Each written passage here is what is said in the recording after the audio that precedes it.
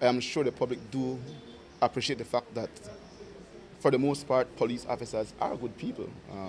I would say we have 99% good officers. We have maybe 1% bad ones, and those, whenever they manifest themselves, then we find a way to deal with them and get rid of them. But no matter what we do, we'll always have bad officers.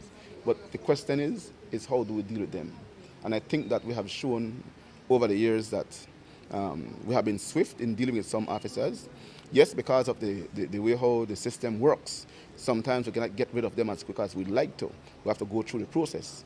But once the process goes through and there is sufficient to dismiss these officers, then we do so.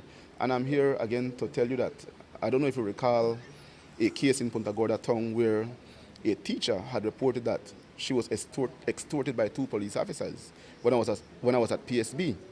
That matter was dealt with. The trial was held recently in the Supreme Court, and one of the officers was convicted for extortion. Sentencing is set for next week. So that's another one we'll be getting rid of. I do think we have a good system.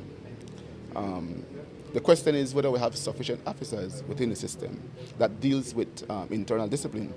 And I would say, no, we don't. And it is something we're looking at. But at the same time, each commander have a responsibility to ensure that they discipline the officers who works under their command. And so we encourage these officers who are the officer commanding to ensure that they deal with their people respectively.